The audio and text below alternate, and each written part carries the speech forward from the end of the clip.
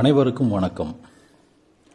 இன்றைய சூழ்நிலையில் ஒரு நிறுவனத்தில் பணிபுரியும் ஒரு ஆணோ பெண்ணோ அந்த நிறுவனத்தில் தொடர்ந்து பணிபுரிகிறார் அப்படின்னா அதற்கான காரணம் அந்த பணியில் அவருக்கு கிடைச்ச தன்னிறைவாக இருக்கும், இல்லை ஒரு ஆரோக்கியமான பணி சூழலாக இருக்கலாம், தான் தொழில் சார்ந்த வளர்ச்சி இருக்குதுங்கிற நம்பிக்கை அங்கே இருக்குது, போதுமான ஊதியம் மற்றும் ஒரு பெண் ஊழியராக இருக்கும் பட்சத்தில் பொது கழிப்பிடத்தின் சுகாதார தேவை என இதில் ஒன்றோ இல்லை ஒன்றுக்கு மேற்பட்ட தனிநபர்னுடைய தேவை அங்கே கிடைச்சிருக்குது அப்படிங்கிறது அர்த்தம். இப்போ நான் இந்த காணொலியின் மூலமாக உங்கள்கிட்ட பேசுகிறதுக்கான ஒரு காரணம் என்னென்னா, நான் ஒரு வீடியோவை பார்த்தேன்.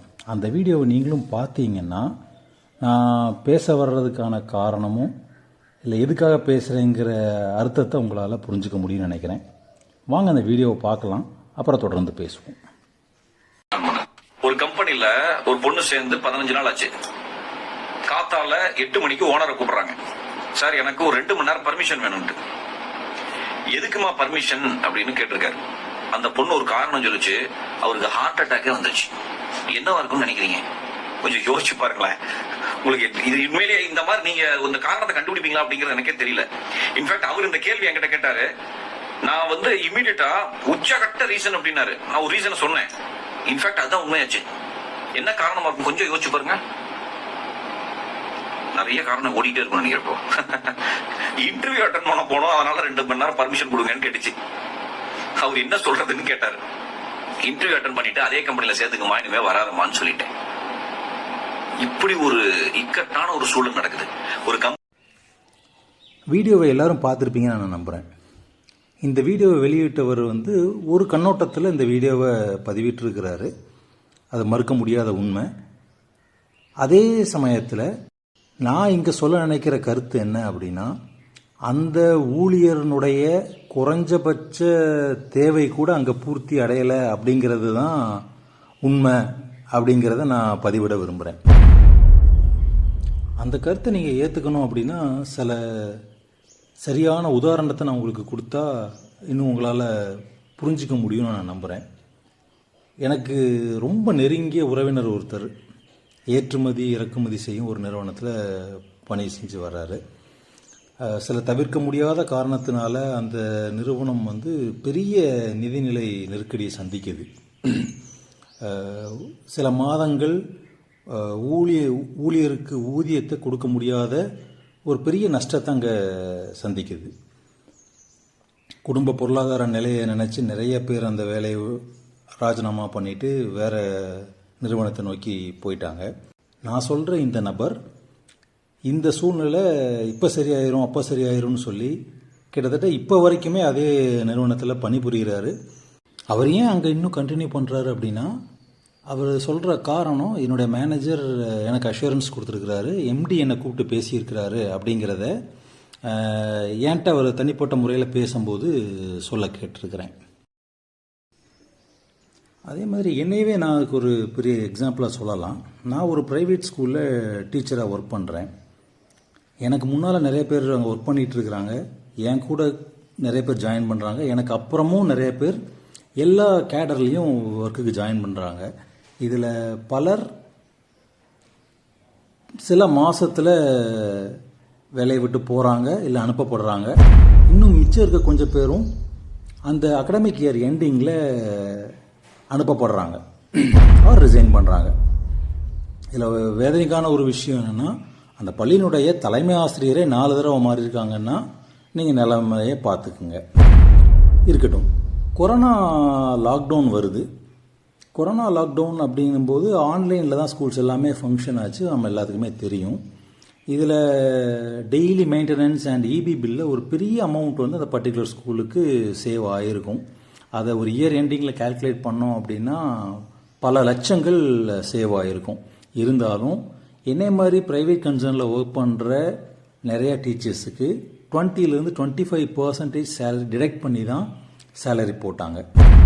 இதில் வருத்தத்துக்குரிய பெரிய உண்மை என்னென்னா, அதில் மெஜாரிட்டி ஸ்டூடெண்ட்ஸ் அவங்களுடைய ஃபீஸை வந்து ஃபுல் அமௌண்ட்டையுமே பே பண்ணியிருக்கிறாங்க. இருந்தாலும் என் கூட ஒர்க் பண்ண கொஞ்சம் பேர் அங்கே பல வருஷமாக கண்டினியூ பண்ணியிருக்கிறோம். அப்படின்னா அதுக்கான காரணம் என்னுடைய இல்லை எங்களுடைய எதிர்பார்ப்பு அங்கே ஃபுல்ஃபில் ஆகிருக்குது அப்படிங்கிறது தான் உண்மையாக இருக்க முடியும். இன்னொரு ரொம்ப கசப்பான ஒரு உண்மையை உங்கள்கிட்ட நான் இங்கே ஷேர் பண்ணணும். எந்த படிப்பறிவுமே இல்லாத ஒரு கொத்தனாருக்கான ஒரு நாளுக்கான சம்பளம் 1000 ரூபா. ஸோ மாதத்துக்கு 30,000 ரூபா. நம்ம எல்லாத்துக்குமே தெரிஞ்ச ஒரு விஷயம், ஆவரேஜாக ஒரு டீச்சருக்கு கிடைக்கிற சம்பளம் வந்து 25,000 ரூபா. அப்படின்னா ஒரு நாளுக்கு அவருடைய சம்பளம் 833 ரூபா 33 பைசா. இதில் கொத்தனார் எப்படினாலும் இருந்துடலாம், எந்த மாதிரியான ட்ரெஸ் கோடும் போட்டுக்கலாம். பட் டீச்சர்ஸ் அப்படிங்கிற கண்டிஷனில் இருக்கிற நம்ம சொசைட்டிக்காக, சோஷியல் ஸ்டேட்டஸுக்காக நம்முடைய எக்ஸ்பென்ஸ் இன்னுமே அதிகமாகுது. தட் மீன்ஸ் நம்முடைய இன்கம்னுடைய எக்ஸ்பென்ஸ் வந்து ரொம்ப அதிகம். ஒரு ஸ்கூல்ல 8,000 கொடுத்தாங்க. 8,000 பத்தாதா? 8,000 நான் போற பைக்கு செலவுக்கே 8,000 முடிஞ்சிடும் சார். ஒரு மதிப்பு இருக்கு சார். ஆனா இங்க வீட்டுல வந்து பாக்கெட்ல காசு, வேலையை விட்டு 2 வருஷம் ஆச்சு. 8,000 ரூபாய் சம்பளம் வாங்கிட்டு இருந்தேன். இப்ப நான் 8,000 ரூபாய் சம்பளம் கொடுத்துட்டு இருக்கேன். நானும் ஒரு வாத்தியார் தான். இந்த நேரத்தில் இன்னொரு சிறந்த உதாரணத்தை உங்களுக்கு சொன்னால் கரெக்டாக இருக்கும்னு நான் நினைக்கிறேன். எனக்கு ஒரு ஆசிரியரை தெரியும். அவர் முதல் தலைமுறை பட்டதாரி. அவருக்கு டீச்சிங் அப்படின்னா ரொம்ப ரொம்ப பிடிச்ச ஒரு விஷயம். கோவிட் பேண்டமிக் சமயத்தில் அவர் வேலை பார்த்துட்டு இருந்த அந்த தனியார் பள்ளியிலிருந்தும் அவருக்கு வேலை போகுது. கொஞ்சமும் மனசு தளரல. குடும்ப பொருளாதார தேவையின் நிமித்தமாக உலர் சலவை செய்யக்கூடிய, அதாவது ட்ரை கிளீனிங்னு சொல்லுவாங்க, செய்யக்கூடிய அந்த ஒரு கடையில் வேலை செய்கிறாரு. டீச்சிங் மேலே அவருக்கு இருந்த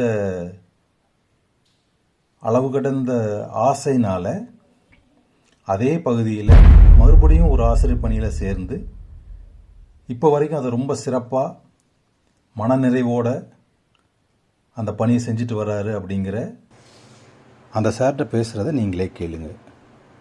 ஹலோ சார். ஆமா ஆமா, அந்த ஸ்கூல்ல என்னது, அங்க எவ்வளவு சேலரி வாங்கிட்டு இருந்தீங்க சார்? அங்க வந்து சேலரி வந்து அப்போ வந்து 12 அந்த ரேஞ்சு தான் தந்தாங்க சார். 10 12 அந்த பிஏ போக 10 ரூபா கையில கிடைச்சு. இந்த மாதிரிலாம் 15 தானே தந்தாங்க. சரி சரி சரி சரி சரி சரி சரிங்க சார். அது கேக்குறது. ஓ அப்படியா? ஏன்? ஒரு கண்டென்ட் ஒன்னு ரெடி பண்ணிட்டு இருக்கேன். அதுக்காக. இதுக்காக கண்டென்ட்டா? அந்த யூடியூப்ல ஒரு கண்டென்ட் ரெடி பண்ணிட்டு இருக்கேன் சார். அதுக்காக கேட்டேன். அப்படியா? அதுக்கு என் சம்பளத்துக்கும் என்ன சார்? அதுக்கு என் சம்பளத்துக்கு என்ன சம்பந்தம்? இல்ல, அது இந்த பிரைவேட் ஸ்கூல்ல எல்லாம் சேலரி கம்மியா தராங்க அப்படிங்கறதுக்கு பண்ணுங்க சார், பண்ணுங்க. அது யூஸ் பண்ணிக்கலாம்ல உங்க விஷயத்த. யூஸ் பண்ணிக்கலாம் சார். சரிங்க சார், சரிங்க சார். சரி, அதே வேலைதான், அதை விட கம்மியா, அதை விட குறைவான வேலைதான் கவர்மெண்ட் ஸ்கூல்கள்ல. ரொம்ப கம்மியான வேலை தான். ஆனா அவங்களோட சேலரி பாத்தீங்கன்னா நம்மளோட பல மடங்கு இருக்கும். அதிகம் அதிகம் அதிகம். ஆமா, அதே மாதிரி அவங்களோட முக்காவாசி வேலையை நான் தான் பாப்பேன். பிரேயர் நடத்துறது, கொடி இது பண்றது, அதுக்கப்புறம் காலையில வாய்ப்பாடு கிளாஸ் பாக்குறது, மத்தியான கிளாஸ் பாக்குறது, எக்ஸ்ட்ரா ஆக்டிவிட்டிஸ் எல்லாமே நான் தான் பாப்பேன் கவர்மெண்ட் ஸ்கூல்ல. என் மாச சம்பளம் 600 ரூபா. 600 ரூபாயா? ஆமா, 600 ரூபா சார். சரி சரி சரி சரி சரி சரி. ஆனா எல்லா ஆக்டிவிட்டிஸும் நான் பாத்துக்கிறேன். என்ன சார்? எல்லா ஆக்டிவிட்டியும் நான் பாத்துக்கிறேன். ஓவரால் இது மாதிரி. சரி சரி சரி. அது ஹெச்எம் பொறுத்து இருக்கு சார். அந்த 600 ரூபாய மத்த டீச்சர்ஸ் வந்து இது வருஷம் பல வருஷம் ஆயிட்டு, ரொம்ப ஒரு 15 வருஷத்துக்கு மேல ஆயிட்டு, 15 வருஷமா இருக்கும். மத்த டீச்சர்ஸ் அந்த 600 ரூபாய்க்கும் நான் 100 ரூபா தர மாட்டேன் அப்படிம்பாங்க. ஹெச்எம் தான் எனக்கு 600 ரூபா தந்தாரு அவர் கையில இருந்து. ஆனா உங்களுக்கு டீச்சிங் தான் ரொம்ப பிடிக்கும் இல்லையா? ஆமா சார், எனக்கு வேற எங்க விட்டாலும் நாங்க ஓடி வந்துருவேன். சரி சரி சரி சரி சரி. பாப்பேன், வேற வேலை பாப்பேன், ஒரு 2 மாசம் பாப்பேன். மறுபடியும் ஏதாவது அந்த நான் வேலை பாக்குற ஏரியாவில ஏதாவது ஸ்கூல் இருக்கான்னு தான் தேடிட்டு அலைவேனே தவிர, சரி அந்த வேலையில என்னால அங்கேயும் நான் எக்ஸ்பர்ட்டா தான் இருப்பேன், பேர் வாங்குவேன். ஆனா என் எண்ணம் எல்லாம் இங்கதான் இருக்கும். அவ்வளவு பிடிச்சு செய்யற அந்த வேலைக்கும் கிடைக்கிற சம்பளம் ரொம்ப கம்மி. 600 ரூபா சம்பளம் வந்து நான் பிடிச்சி செய்யறது, நானா விருப்பப்பட்டு செய்யறது. யாரும் என்னை வந்து அந்த சார் வந்து கட்டாயப்படுத்தல. சரி சரி. இந்த ப்ரோக்ராம் பண்ணு அந்த ப்ரோக்ராம் பண்ணுன்னு அவரு என்கிட்ட சொல்ல மாட்டாரு. நான் போய் கேட்பேன், நான் இந்த ப்ரோக்ராம் நான் பண்ணட்டுமா, நான் இப்படி ஒரு நாள் வருது, அந்த நாளுக்காக நான் இதை செய்யட்டுமா, இலவசமா இந்த இடத்துல மரக்கண்ணு தராங்க, வாங்கிட்டு வந்து நம்ம ஸ்கூல்ல நடுவோமா, இந்த மாதிரி அந்த கொடி அந்த பிரேயர் பண்ணும்போது எப்படி நிக்கணும், இந்த இதெல்லாம் கவர்மெண்ட் ஸ்கூல்ல அப்பமெல்லாம் அவ்வளவு இது கிடையாது, விழிப்புணர்வு கிடையாது. அதெல்லாம் நானாவே சொந்தமாவே பண்ணிக்கிட்டு இருப்பேன். சரி சரி. ஸோ இந்த நிலை மாறணும் அப்படின்னா நம்ம என்ன படிச்சிருக்கிறோம், என்ன விஷயத்த நம்ம திறமையாக செய்ய முடியும், அழகாக பண்ண முடியும், எஃபெக்டிவாக பண்ண முடியும் அப்படிங்கிறத நம்ம முதலாளிகளுக்கு நம்ம தெளிவுபடுத்தி அதற்கான ஊதியத்தை பெற்று மகிழ்ச்சியாகவும் நிறைவாகவும் வாழணும் அப்படிங்கிற எண்ணத்தில் இந்த வீடியோவை நான் உங்கள் கூட ஷேர் பண்ணுறேன். இப்படி இருந்தால் மனித உழைப்பும் குறைந்த ஊதியத்துக்கு அதிக நேரம் வேலை செய்யும் இந்த நிலைமை மாறும். முதலாளிகளால் உழைப்பாளிகளின் உழைப்பை திருடாமல் இருக்க வகை செய்யும் நான் நம்புகிறேன். இந்த காணொளியின் கருத்து உங்கள் வாழ்வில் தொடர்பு படுத்த முடியும் அப்படின்னா இந்த சேனலை சப்ஸ்கிரைப் பண்ணுங்கள், உங்கள் ஃப்ரெண்ட்ஸுக்கு ஷேர் பண்ணுங்கள். Thanks for watching. Please support us by subscribing our channel. Remember to share your thoughts in the comment box below. உங்களின் எண்ணம் போல் என்றும் உயர எல்லாம் வல்ல இறைவனிடம் வேண்டி விடைபெறுகிறேன். உங்கள் ஜேடி.